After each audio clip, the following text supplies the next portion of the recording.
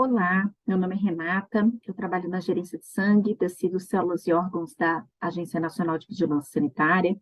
Primeiro, gostaria de agradecer aí pelo convite para apresentar um pouquinho do modelo regulatório, né, aplicável aos produtos de terapias avançadas aqui no Brasil.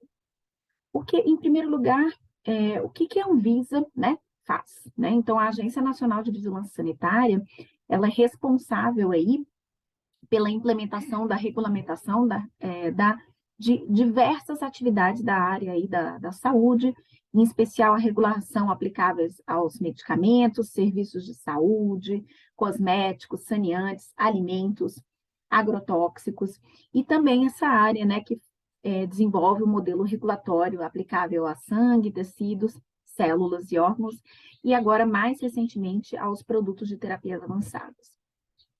Então, a nossa missão, basicamente, é proteger e promover a saúde da população, intervindo nos riscos derivados tanto da produção quanto o uso de produtos e sujeitos à vigilância sanitária, sempre em uma ação coordenada com o Sistema Único de Saúde, né? A Anvisa tem, né, como objetivo elaborar uma proposta de regulamentação, né, onde você vai verificar, vai fazer o balanço aí dos riscos e benefícios do uso de qualquer produto ou serviço, né, à saúde, né, e verificando, claro, atributos relacionados à segurança, eficácia e qualidade dos produtos. Os produtos de terapias avançadas, né, eu vou detalhar agora eles mais especificamente, eles são considerados um tipo especial de medicamentos, né, um produto biológico, onde eu tenho como meu produto final, né, células ou genes, né. Dentro de um produto que seria células, né, eu teria um produto de terapia celular avançada, onde eu tenho um produto com células somáticas, eu posso ter células geneticamente modificadas, né, como, por exemplo, mais recentemente desenvolvidas as células CAR-T, né, então eu tenho células geneticamente modificadas para desempenhar um efeito terapêutico, ou eu posso ter um produto de engenharia tecidual, por exemplo, onde eu tenho, né, células, muitas vezes cultivadas em uma matriz, um scaffold, né, um produto para a saúde, onde eu vou ter aí, né, tecidos ou órgãos especificamente desenvolvidos, né, para tratamento de uma doença, né, com um objetivo terapêutico. Dentro dessa categoria, existem também os produtos de terapias gênicas, né? Onde eu tenho, por exemplo, vetores que vão carregar ácidos nucleicos humanos com o objetivo terapêutico. Eu vou esclarecer mais um pouquinho para frente para vocês, mas só para vocês terem uma ideia, a Anvisa desenvolveu um marco de regulamentação completamente alinhado com as agências europeias, americanas, a agência do Japão, e nós fazemos parte, né, de grupos internacionais de convergência de regulamentação na área. Então, para vocês terem uma ideia também, a Anvisa foi, dentro da América Latina, uma das primeiras agências que desenvolveram o seu marco regulatório, tanto que a Organização Mundial de Saúde está trabalhando num documento, né, que está em fase de finalização, que vai dar diretrizes, né, para aplicáveis a esses produtos, e o Brasil foi convidado para compor o grupo da Organização Mundial de Saúde, né? Então, realmente, o trabalho da Anvisa foi pioneiro, né, no desenvolvimento desse marco de regulamentação aplicável aos produtos de terapias avançadas. E o que são esses produtos de terapias avançadas, né? Quando eu coloco aí um produto de terapia gênica, eu tenho ele considerado, né, definido como um produto biológico, onde o meu componente ativo, o meu insumo ativo, contém ou consiste num ácido nucleico recombinante, com o objetivo de regular, reparar, substituir, adicionar ou deletar uma sequência genética, né, com vistas a modificar a expressão de um gene, né, para obtenção de um resultado terapêutico, preventivo ou diagnóstico. E aí, dentro dessa categoria de produtos de terapia gênica, eu tenho duas subcategorias. Os produtos de terapia gênica in vivo, onde eu vou ter aí vetores virais ou não virais que vão carregar essa sequência aí, né, essa sequência genética, né? Ou eu posso ter produtos de terapias gênicas ex vivo, onde eu retiro a célula do paciente, modifico ela geneticamente, né? E eu vou reinjetar essas células no paciente de forma a obter, né, um resultado terapêutico. E aí, quando a gente fala de terapias gênicas ex vivo, por exemplo, eu tenho as terapias com células CAR-T, né? Quando eu falo já de produtos de terapia celular avançada, e aí dentro dele também existem os produtos de engenharia tecidual, eu tenho um produto constituído por células ou seus derivados não quimicamente definidos, né, de forma a obter propriedades terapêuticas, sendo que ele tenha sido submetido a uma manipulação extensa ou desempenhe no receptor uma função diferente do doador. Eu vou explicar um pouquinho melhor isso aqui, né? Então, por exemplo, eu posso ter células obtidas e isoladas de pacientes, eu coloco elas em cultura, e aí quando a gente fala manipulação extensa, é que quando você coloca essas células em cultura, quando você não faz atividades que são denominadas manipulação mínima, e aí eu pego, vamos dizer, células, coloco em cultura, essas células crescem, elas podem crescer né, em cima de uma matriz, né, um scaffold, eu posso ter ela como um produto final sendo um tecido, né, e aí seria um produto de engenharia tecidual. Então, eu tenho uma alteração das características dessa célula original, né? Eu coloquei ela em cultura, expandi, adicionei soluções, meios para promover o crescimento, para diferenciar essas células. Isso aí, né, essa atividade que é chamada de manipulação extensa, configura-se aí a definição de produto de terapia celular avançada. Se eu tiro uma célula, por exemplo, e eu faço uma chamada manipulação mínima, né? Então, eu tiro células, por exemplo, da medula, faço atividades que seriam enquadradas como manipulação mínima, centrifugação, filtração, e depois eu vou reinfundir no paciente de forma que essa célula vai desempenhar o mesmo papel. Então, por exemplo, tirei células de medula, separei as células e vou fazer um transplante de medula novamente. Essa categoria ela já não se enquadra dentro da definição de produto de terapia avançada. Mas, se eu tirei essas células, submeti elas à manipulação mínima, mas eu estou inovando na função da célula, então estou tirando células de medula, quero usar células progenitoras hematopoéticas para tratamento de doença no joelho. Então, estou inovando, né, essa atividade da célula, eu vou enquadrar dentro da categoria de produto de terapia celular avançada, né? Então, nem todos os produtos de terapia celular vão ser enquadrados dentro da definição de produto de terapia avançada, certo? Por que isso, né? Porque o produto de terapia avançada, ele é considerado um tipo especial de medicamento, né? Então, como vocês viram na definição, ele é considerado, sim, um produto biológico e que vai ter que passar por uma etapa de aprovação, tanto dos estudos clínicos quanto o registro dos produtos pela agência, tá? Então, dentro dessas categorias, como já coloquei para vocês, eu tenho as terapias celulares avançadas, os produtos de engenharia tecidual, as terapias gênicas e produtos muitas vezes combinados, onde eu tenho célula junto com um dispositivo, né, para desempenhar uma função terapêutica. Então, essa lei e essas regulamentações da diretoria colegiada, né, foram desenvolvidas, na verdade, a lei ela se aplica à regulamentação de medicamentos, e essas RDCs, resoluções da diretoria colegiada, são específicas para esse tipo de produto em questão, né? E para endereçar esses riscos específicos para os produtos, que os diferenciam, inclusive, de um medicamento biológico comum, tá? Então, só para vocês terem uma ideia aqui, né? Como eu falei, a Anvisa tem como objetivo avaliar, né? E mitigar esses riscos. Na verdade, a Anvisa em si não faz isso, mas ela avalia essa estratégia de mitigação dos riscos pelos desenvolvedores. Basicamente, né? A gente está tentando ver como que os desenvolvedores estão endereçando os riscos relacionados a esses produtos, né? Para por exemplo, desenvolver um estudo clínico ou aprovar um produto desse para introdução no mercado, que seria o registro, né?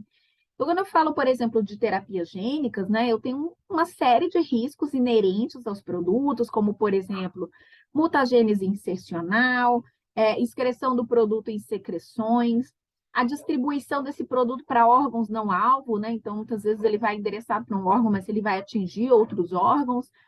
A resposta imune exacerbada ao produto, tá? A transmissão por uma linhagem germinativa, superexpressão de proteínas que antes não eram expressas, né? Então, todos esses riscos, quando você tem como objetivo desenvolver um produto desse, vão ter que ser endereçados e avaliados pelos desenvolvedores, tá? Quando a gente fala aí dos desafios, né? São produtos extremamente complexos, cada caso vai ser um caso.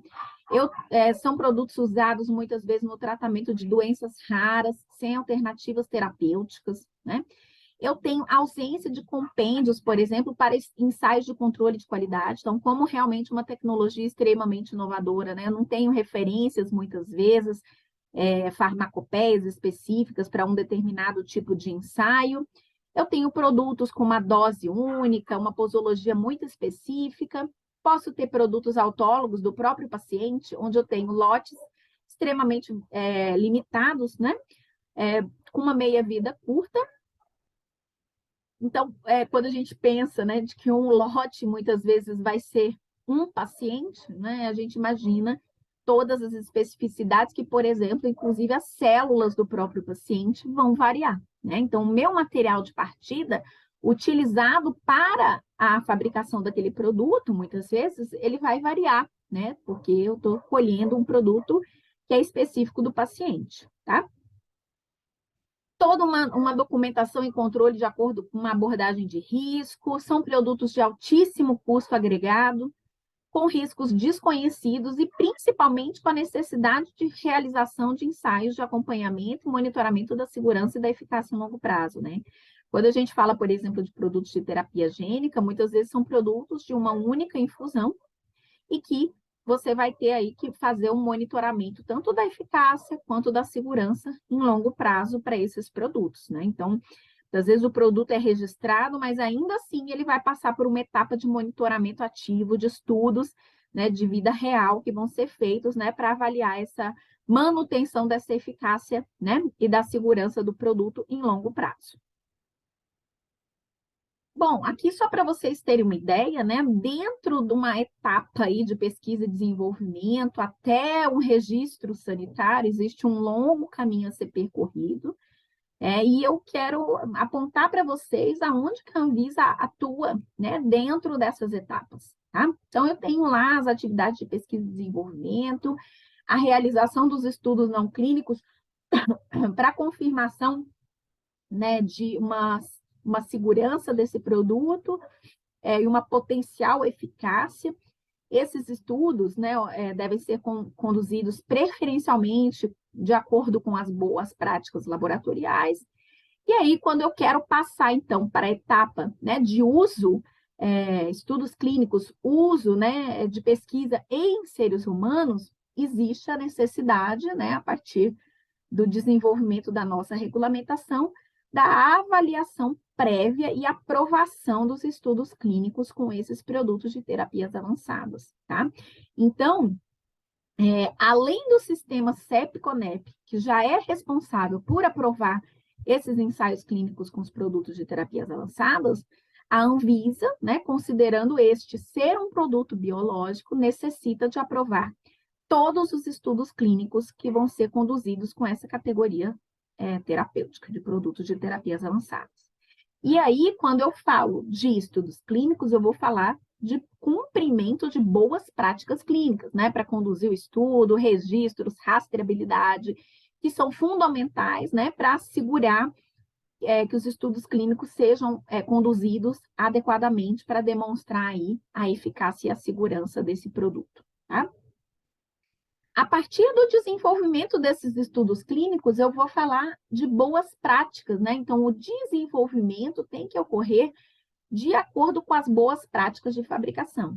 aquele produto vai ter que ser fabricado de acordo com as boas práticas de fabricação e cumprir os requerimentos mínimos, né? Então, aí, que vai desde a obtenção, rastreabilidade, estudo, ensaios de controle de qualidade, distribuição, armazenamento, tudo isso de acordo com as boas práticas de fabricação, tá? Bom, desenvolvi o meu estudo clínico, vou partir para a etapa de registrar, que significa o quê? Comprovei que o produto demonstra os requisitos mínimos de segurança e de eficácia, eu vou partir para a etapa de registro para poder distribuir esse produto, né, para a população, né? Então, para a comercialização desse produto. Então, o registro sanitário também deve ser aprovado pela Anvisa, assim como a certificação das boas práticas de fabricação, né? Então, todas essas etapas necessitam de uma aprovação prévia da Anvisa para esse produto, então, ser colocado e disponibilizado no mercado, tá? Depois da certificação de boas práticas de fabricação e do registro, todo o monitoramento dos eventos adversos, ações, por exemplo, de fiscalização, também são desenvolvidas aí pela agência, né? Então, como eu falei para vocês, por ser considerado um medicamento, todas as etapas necessárias para a aprovação de um medicamento no Brasil devem ocorrer, né, para esses produtos de terapias avançadas. E aí, né, vocês podem ver a setinha abaixo, né, da confirmação da eficácia, segurança e qualidade no longo prazo, também especificamente aplicável a esses produtos. E onde que o Brasil está com os estudos clínicos, né? A gente teve a nossa RDC, a RDC 506, já foi publicada desde 2018, né? Colocando essa obrigatoriedade de que todos os estudos clínicos sejam previamente aprovados pela agência, e onde nós estamos hoje, após a publicação dessa regulamentação.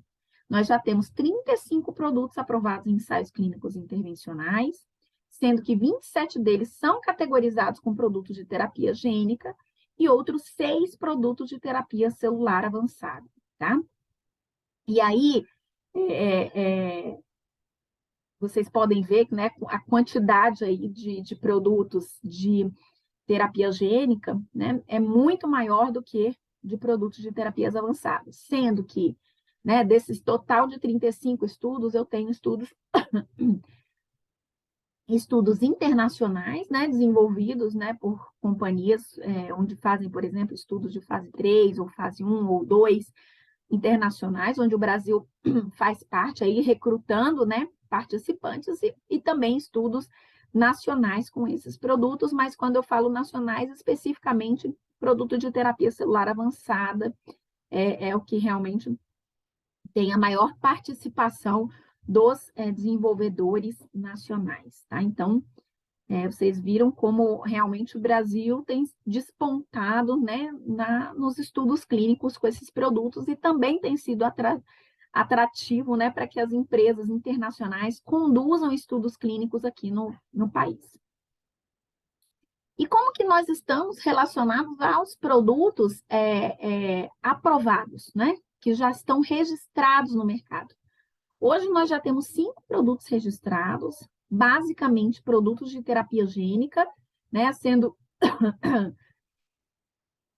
2 produtos de terapia gênica em vivo, né, usados para tratamento de uma distrofia de retina, né, atrofia muscular espinhal, e outros 3, né, utilizados no tratamento, né, do cenário de linfomas e mielomas em cenário de recidiva e refratariedade, né? Então, todos os produtos aprovados e comercializados aqui no país são categorizados como produtos de terapia gênica, né? Nós não temos nenhum produto de terapia celular ou engenharia tecidual aprovado ou registrado aí pela Anvisa.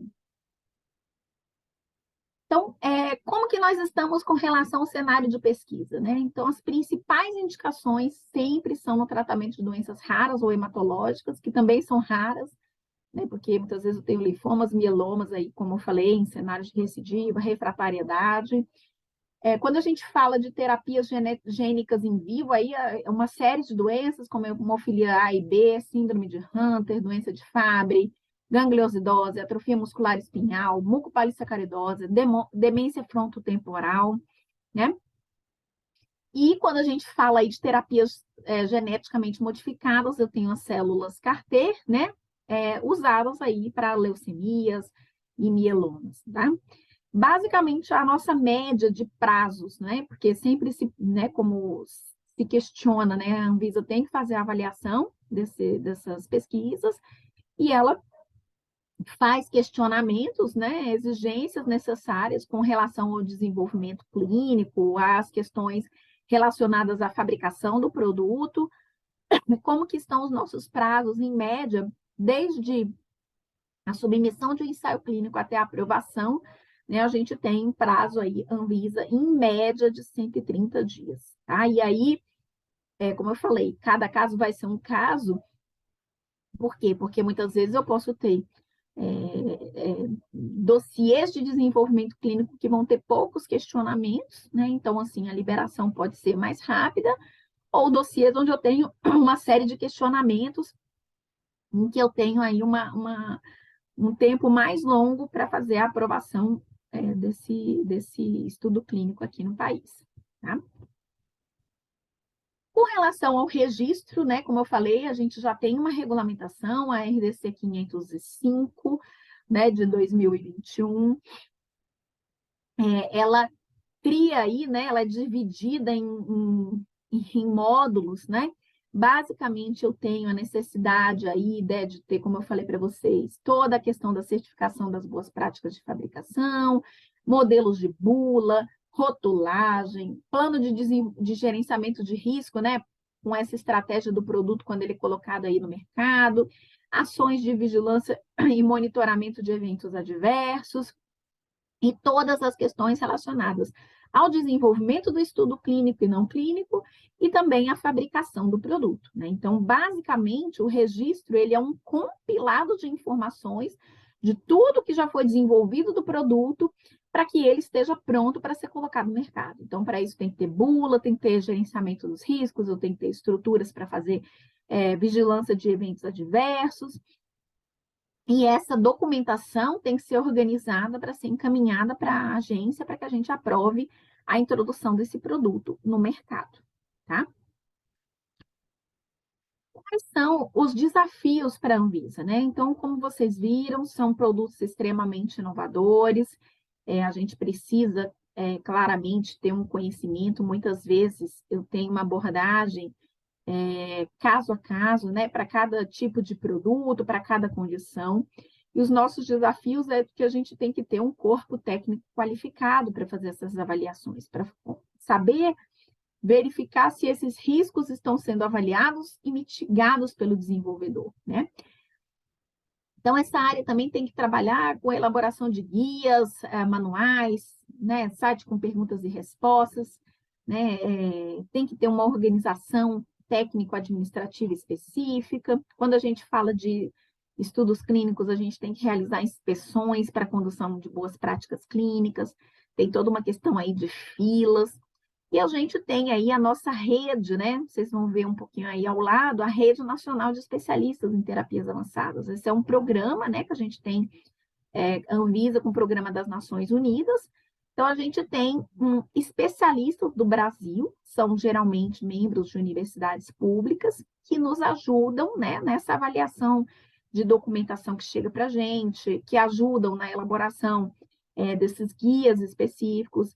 E se vocês quiserem daí, né, conhecer um pouquinho mais sobre a Reneta, é só colocar ela no Google, a Rede Nacional de Especialistas em Terapias Avançadas, vocês podem ver todo esse trabalho que esses especialistas desempenham junto com o corpo técnico da Anvisa. Tá? Então, esse é um trabalho bastante importante e faz com que a gente esteja mais atualizado para dirimir esses desafios, né, da regulamentação e da avaliação desses produtos de terapias avançadas. Além disso, a gente sabe, né, que muitas vezes, quando a gente pensa no desenvolvimento, né, no desenvolvimento nacional desses produtos, a gente sabe de uma série de carências e de deficiências, né? Que o Brasil hoje tem, inclusive, para conduzir estudos clínicos com esses produtos. E sabe que muitas vezes também o conhecimento, né, da regulamentação, o conhecimento que a gente chama de regulatório, né, de ter uma documentação robusta, né, como eu falei, onde esses riscos estejam claramente identificados e como eles vão ser mitigados, né, a partir das especificidades de cada produto, a gente fez um projeto baseado, inclusive, no modelo europeu, né, que seria um projeto Acelera PTA, né, onde a gente fez um edital, publicou um edital para que esses desenvolvedores nacionais de produtos que vão ser estratégicos para o Sistema Único de Saúde possa fazer uma submissão contínua junto com a Anvisa, interações em todas as etapas, né? Então, a gente publicou esse primeiro edital, nós selecionamos 2 candidatos de acordo com critérios de priorização,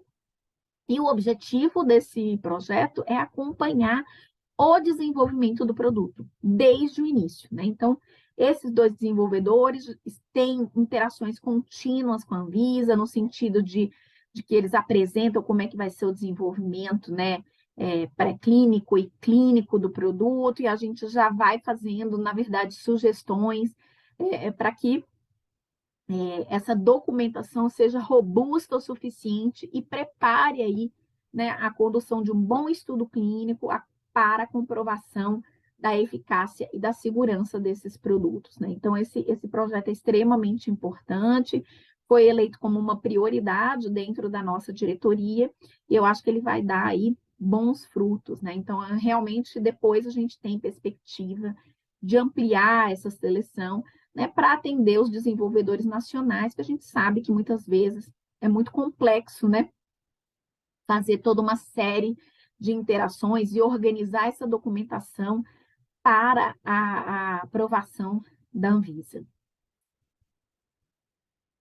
Se vocês quiserem, né, a gente, como eu falei para vocês, né, se vocês quiserem informações adicionais, né, sobre as terapias avançadas, a gente tem o nosso site, o nosso portal da Anvisa, né, de terapia avançada, específico, então vocês podem ver, por exemplo, os produtos que já foram aprovados em estudos clínicos, os produtos que já estão registrados, as indicações, bulas, onde os centros de estudos clínicos onde esses estudos clínicos estão sendo conduzidos, tudo isso a gente tem disponível no nosso portal, e nós temos também o portal da nossa Rede Nacional de Especialistas em Terapias Avançadas, né? Então, onde vocês podem ver aí documentação, checklist que a gente usa, vídeos interativos explicando, né, como organizar documentações relacionadas tanto a desenvolvimento clínico, não clínico, informações aí de produção. Então, esse é a nossa base aí disponível aí para vocês, para que vocês possam acessar, convido todos a acessar. E é isso, gente, gostaria de agradecer